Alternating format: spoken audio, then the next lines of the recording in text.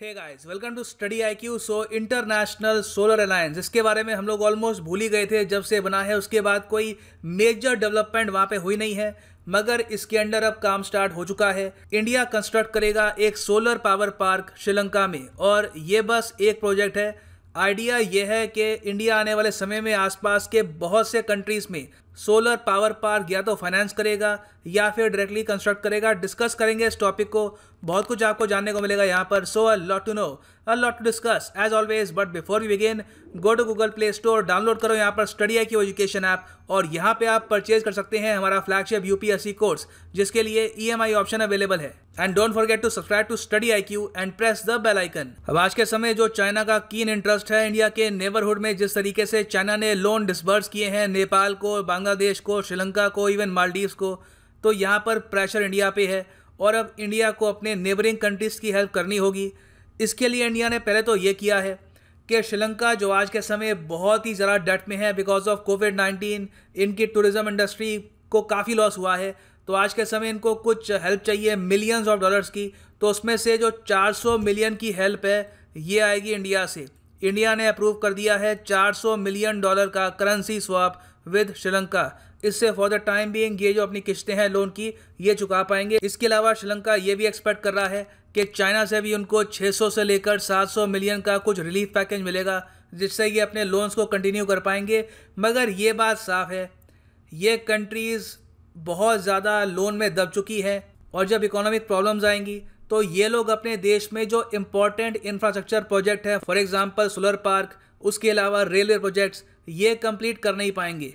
तो इंडिया ने यहाँ पे निर्णय ये लिया है कि under the international solar alliance India setup करेगा एक सोलर पावर पार्क इन श्रीलंका। अब ऑब्वियसली इसका एग्रीमेंट अभी साइन हुआ नहीं है। मेरे हिसाब से नेक्स्ट टाइम जब हमारे प्रधानमंत्री श्रीलंका जाएंगे या फिर श्रीलंका के प्रेसिडेंट या प्राइम मिनिस्टर इंडिया में आएंगे, तो उस वक्त यहाँ पे एक एग्रीमेंट साइन किया जाएगा, या हो सकता है कि एक वर्चुअल मीटिंग में भी एग्रीमेंट साइन किया जाए।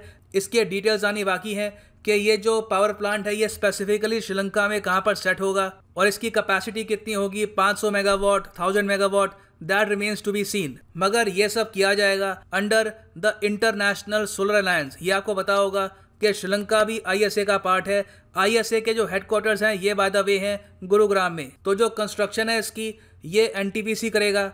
अब इसमें होगा क्या कि इंडिया एक सॉफ्ट लोन प्रोवाइड करेगा श्रीलंका को, जिसका इंटरेस्ट रेट 2% के आसपास का होगा, और उस लोन से श्रीलंका यहाँ पर एनटीपीसी से ये जो सोलर पावर पार्क है ये कंस्ट्रक्ट करवाएगा। और देखो, ये बहुत ही अच्छा सेक्टर है जहाँ पर इंडिया पेनिट्रेट कर सकता है, ना सिर्फ श्रीलंका में, इवन बांग्लादेश, मालदीव्स या इवन नेपाल में इन द फ्यूचर, क्योंकि इंडिया ने अपने ही देश में मैसिव सोलर पार्क्स कंस्ट्रक्ट किए हैं। फॉर एग्जांपल जो बादला सोलर पार्क है जो आपको मिलेगा इन राजस्थान, ये दुनिया का लार्जेस्ट सोलर पार्क है।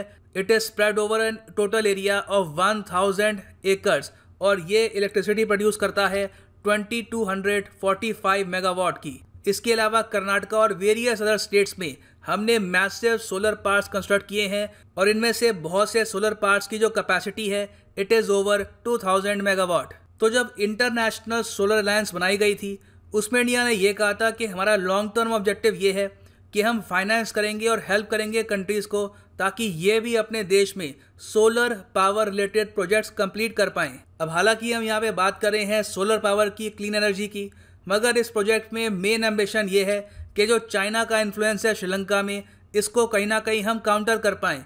इससे पहले मुझे याद है 2018 में एनटीपीसी ने एक और ऑफर दिया था श्रीलंका को कि हम श्रीलंका में 500 मिलियन का कोल फ्यूल्ड पावर प्लांट कंस्ट्रक्ट करेंगे। उस वक्त श्रीलंका ने रिजेक्ट कर दिया था ये पूरा प्रपोजल, और बाद में अब बात चल रही है कि हो सकता है कि जो प्लांट है ये एक चाइनीज़ कंपनी को मिल जाए अंडर अ कॉन्ट्रैक्ट। तो सिंस यहाँ पे हमको सक्सेस मिली नहीं है, तो हम कोशिश कर रहे हैं कि श्रीलंका में जो मैसिव पोटेंशियल है फॉर सोलर एनर्जी, इसको हम टैप करें और यहाँ से स्ट्रॉन्गर टाइज बिल्ड करें श्रीलंका के लोगों के साथ और इनकी गवर्नमेंट के साथ। और जो हमारे लार्जर प्लान है ये इससे भी काफ़ी बड़े हैं।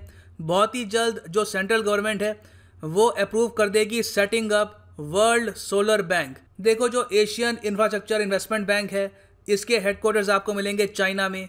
जो न्यू डेवलपमेंट बैंक है ब्रिक्स का, उसके हेडक्वार्टर्स है चाइना में। तो आज के समय कोई भी ग्लोबल फाइनेंशियल इंस्टीट्यूशन के हेडक्वार्टर्स इंडिया में है नहीं। सो इंडिया यहाँ पर कोशिश ये करेगा कि वर्ल्ड सोलर बैंक हम इंडिया में कंस्ट्रक्ट करें और इसमें हम टोटल $50 बिलियन डिसबर्स करेंगे वेरियस कंट्रीज को अगले 10 साल में। बहुत ही जल्द इस पर अप्रूवल आ जाएगी। ये जो प्रपोजल है ये आज के समय कैबिनेट के सामने है और $50 बिलियन एक मैसिव अमाउंट होता है। आप यही सोच लीजिए कि इतना अमाउंट चाइना इन्वेस्ट कर रहा है सीपेक में और उसका जो टाइम फ्रेम है वो है 15 साल। हालांकि टू बी ऑनेस्ट सीपेक भी एक काफ़ी छोटा प्रोजेक्ट है। आप ईरान में देखिए, चाइना $400 बिलियन इन्वेस्ट कर रहा है।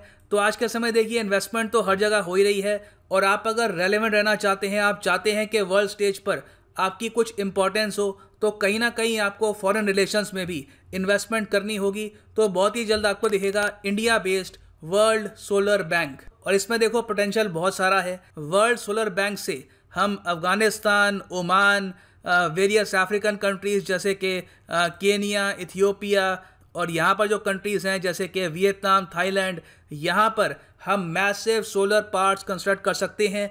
हमारे पास मॉडल है, हमने इंडिया में करके दिखाया है और इससे इन सब कंट्रीज़ को भी एक ऑल्टरनेटिव मिलेगा to China. So it is a great idea, a great positive step in India's foreign policy. So अभी के लिए ये है एंड इस वीडियो का। Thanks for listening and as always God bless you all.